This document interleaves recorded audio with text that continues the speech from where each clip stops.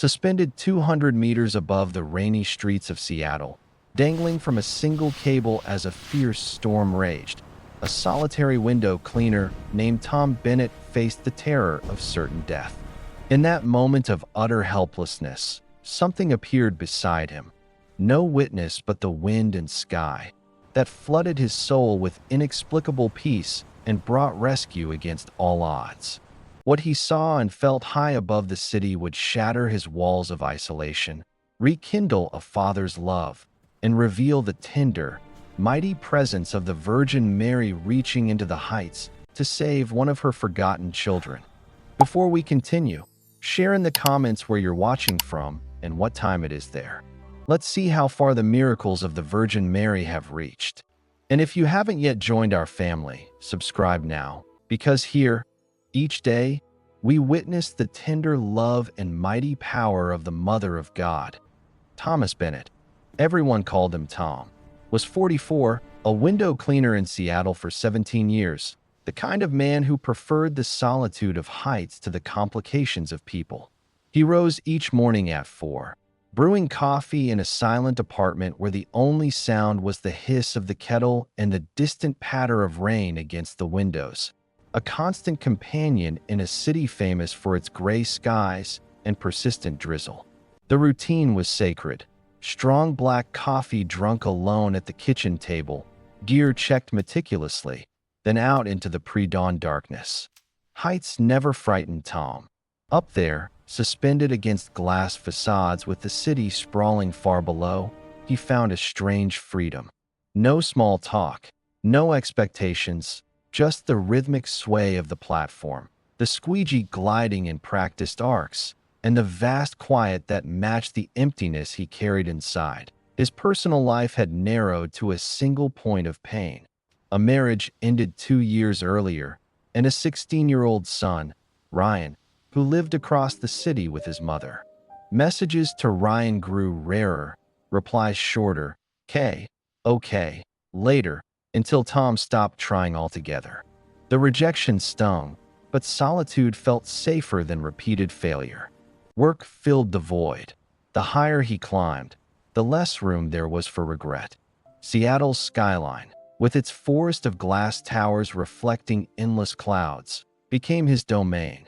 Buildings like the Columbia Center or Rainier Tower demanding skilled cleaners who braved wind and weather daily, harnessed to cables in a profession where one misstep could mean catastrophe. That in Catholic tradition, high places have long been sites of divine encounter, from Moses on Sinai to Christ's transfiguration, yet also moments of peril where Mary's protective mantle is invoked.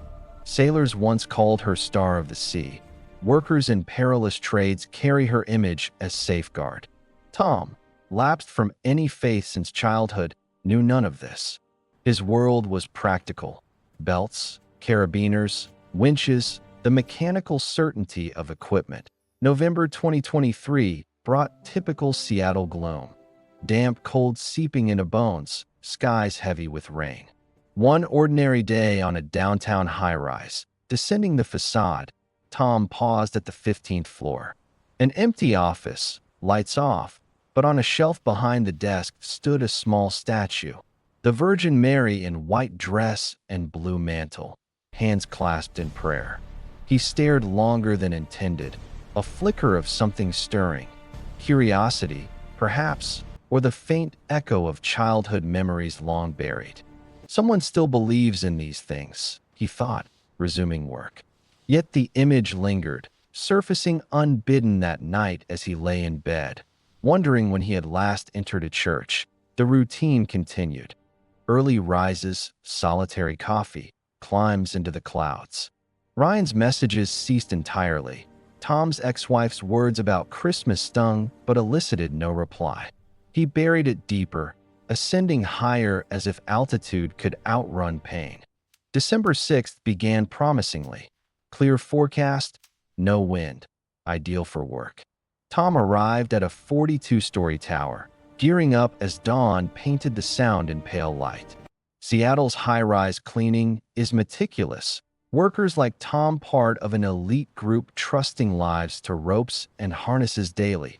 regulations strict after past accidents worldwide. Starting at the top, he descended methodically, the city awakening far below to by early afternoon. Floor 28.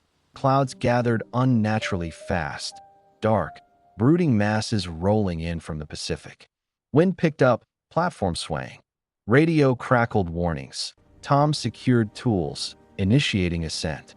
Then disaster. The hoist motor clicked futilely, jammed despite power. Stranded at 200 meters, storm closing in, Tom's world narrowed to survival, and the faint, impossible hope that he was not truly alone. By mid-afternoon on that fateful December 6th, Tom Bennett had settled into the familiar rhythm of his descent, the platform swaying gently as he worked his way down the gleaming glass facade of the 42-story tower. Seattle sprawled far below, Puget Sound a steely gray under the winter light, ferries cutting white wakes, the Space Needle piercing the horizon like a sentinel. The city's infamous rain had held off, leaving conditions ideal.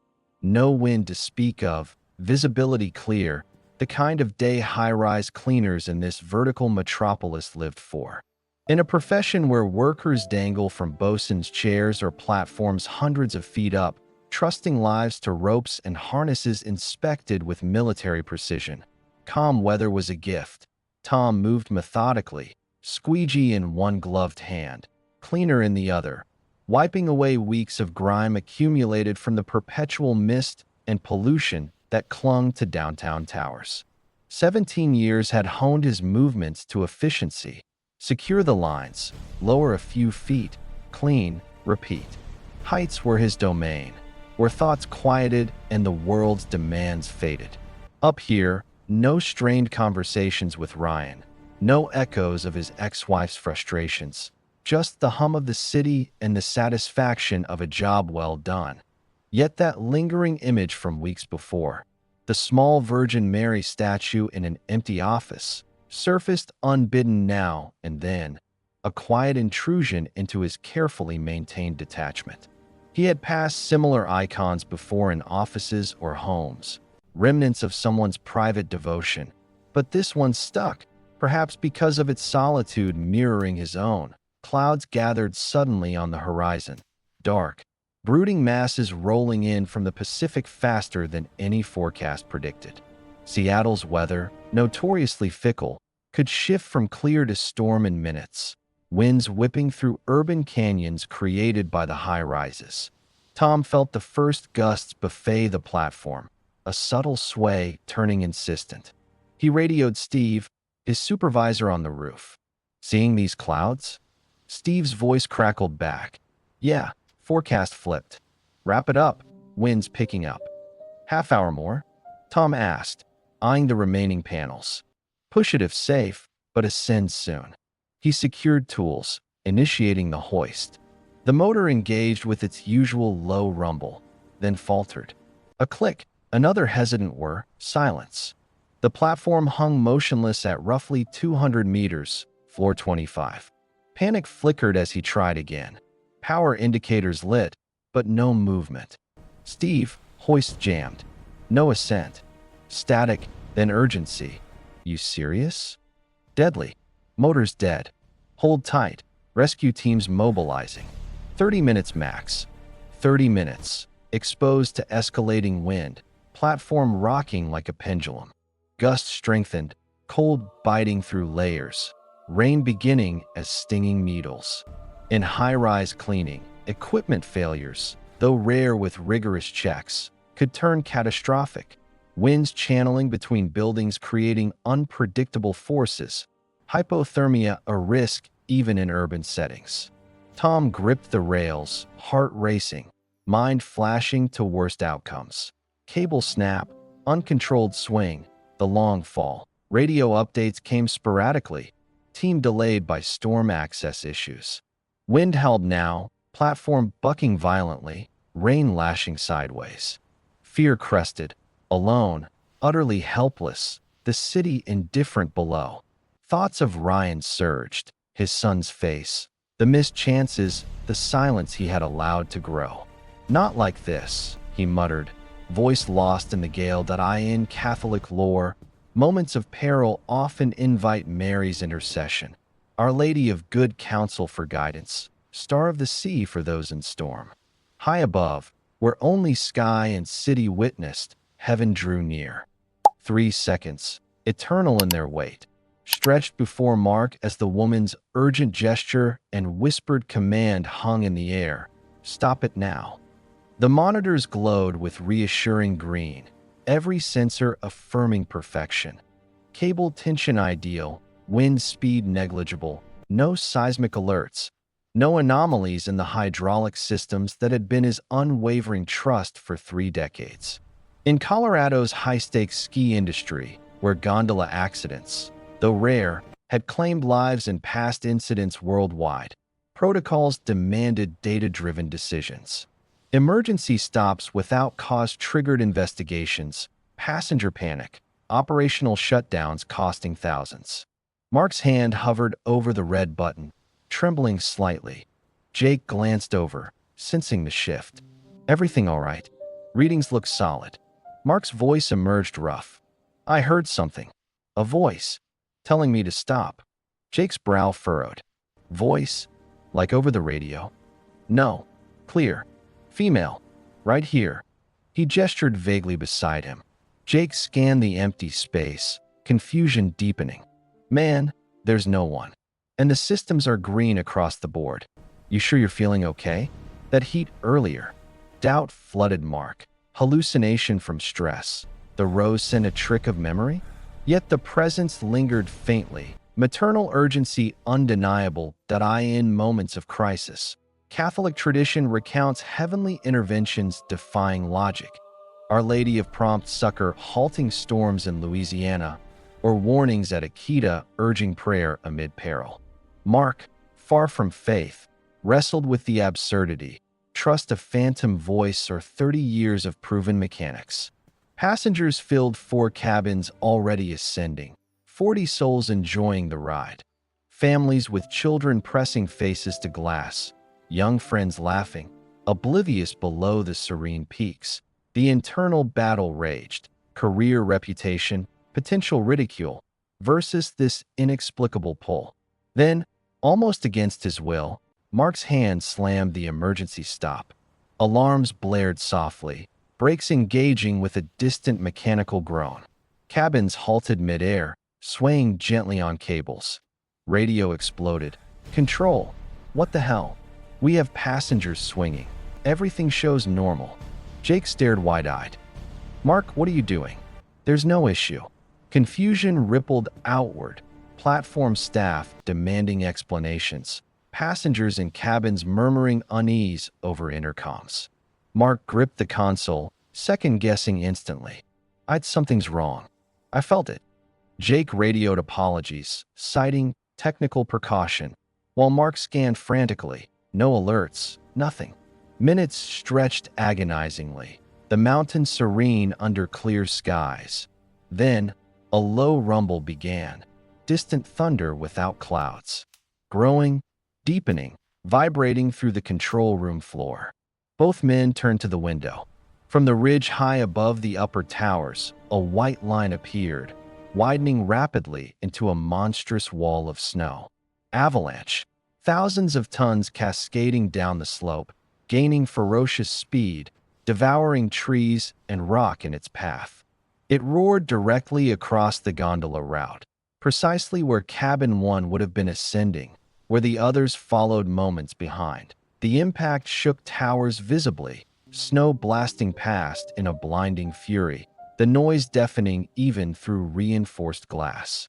15, 20, 30 seconds it thundered, reshaping the mountainside in destructive white chaos.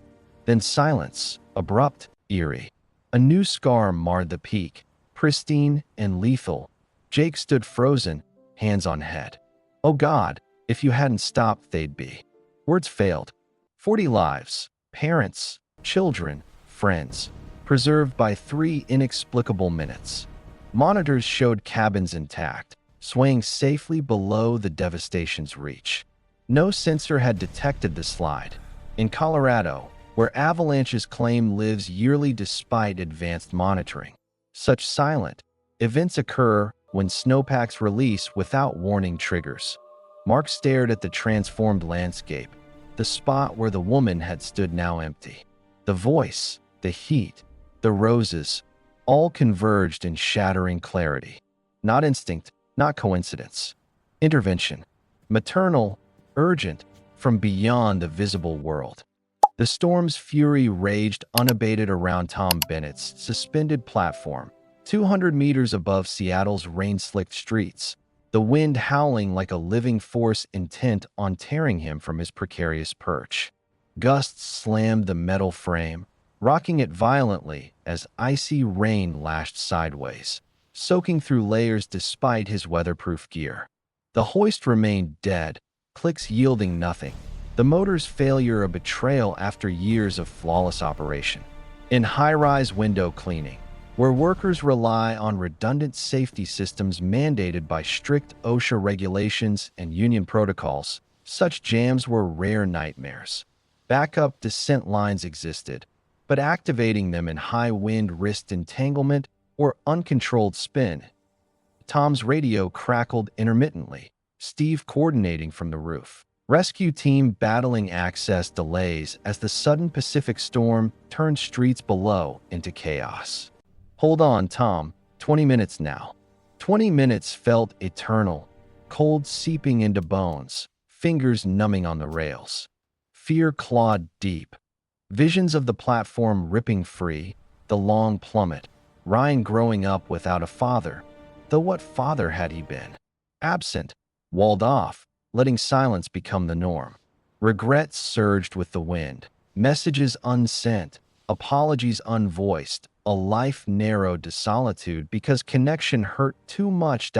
In Catholic devotion, moments of mortal peril often invite Mary's intercession. Our Lady of Mount Carmel protecting those in danger, her scapular a sign of consecration for the fearful. High above, where only gulls and storm clouds witnessed, grace descended unbidden. Then it came, warmth blooming suddenly in his chest, defying the biting cold. A gentle heat spreading outward, calming the frantic pulse. The platform still swayed, wind still screamed, but inside, peace enveloped him like an embrace. And with it, the fragrance, roses, rich and impossible, filling his senses amid the metallic tang of rain and ozone. No source, no bouquet on the platform, yet undeniable, evoking summer gardens far from winter's grip. Tom's breath caught. Across from him, solid yet luminous, she appeared, a woman of serene beauty, robed in white with a flowing blue mantle, hands gently folded, radiating calm that stilled the storm within. No fear at her presence, only profound reassurance, as if the most trusted mother had arrived in his darkest hour.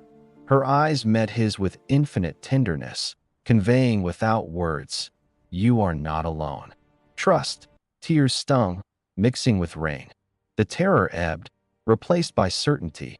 He would be safe. In Marian apparitions through history, Guadalupe's comforting Juan Diego in despair lured reassurance to Bernadette amid doubt. The Mother of God brings peace to the frightened, her presence a balm for souls in peril. Tom, untouched by faith for decades, felt seen, known, loved beyond deserving. Minutes passed, or moments, time blurred. The radio sparked alive. "Tom, tow trucks here. Early somehow. They're rigging descent now." Rescue arrived impossibly swift, against traffic and storm. Lines secured, platform lowered safely to ground where colleagues waited, faces pale with relief. How'd they make it so fast? Steve wondered. Tom, descending into waiting arms, knew. Intervention, gentle and sure, shaken but unharmed. He drove home through clearing skies, the city emerging as if reborn. In his apartment, the door shut behind him. Collapse came, not physical, but emotional. Sliding to the floor, sobs racked him. For the terror faced, the life nearly lost, the son distanced by his own walls. Gratitude overwhelmed. For the warmth, the roses, her silent promise, the rosary from weeks prior? No, yet the experience echoed sacramental grace, heaven touching earth in crisis. Tom whispered thanks into the quiet, words awkward but sincere. The first prayer in years. Change stirred. The next day, a message to his ex-wife about Ryan. Tentative, humble. Lunches followed, awkward at first, then warming. Father and son rebuilding, one conversation at a time. January deepened the snows across Seattle, blanketing the city in a hush that muffled even the constant hum of traffic, as high season drew crowds to the mountains but left downtown towers quieter under winter's grip. Tom Bennett continued his climbs, the familiar ritual of harness and hoist unchanged on the surface. Yet everything within him had shifted irrevocably. The rosary, that simple wooden strand discovered in the parking lot, now rested always in his pocket, beads worn smoother by daily touch. Before each descent, he paused atop the building, closing his eyes against the vast sky, whispering words that grew less awkward with time. Gratitude for life spared, for the impossible peace that had enveloped him in terror's height. Tuesday lunches with Ryan became sacred. Burgers and fries at first, then coffee and donuts in parks when weather allowed. Conversations started haltingly. School pressures, friends, the girlfriend who came and went. Tom listened more than spoke, learning the art of presence he had once forsaken. Ryan opened gradually. Dreams of college, fears of failure, the quiet ache of a father's long absence. "You seem different, Dad," Ryan said one afternoon, steam rising from their cups. Tom considered revealing it all, the storm, the warmth, her gentle appearance. But some graces remained private, treasures held close. "I realized what mattered," he replied simply, "and I didn't want to lose you." In Catholic narratives of encounter, Marian graces often catalyze quiet conversions, not dramatic, but profound. The skeptic at knock witnessing silently, or modern souls touched in crisis finding faith renewed. Tom explored tentatively, a rosary app on his phone, occasional mass at a downtown parish where incense and candlelight evoked faint childhood memories. No thunderbolts, just a softening. Walls crumbling brick by brick, work transformed subtly. Colleagues noticed, Tom greeting the night guard by name, asking Jake about life beyond shifts, offering help unasked. "You're almost human these days," Jake teased one morning. Tom smiled, real unguarded.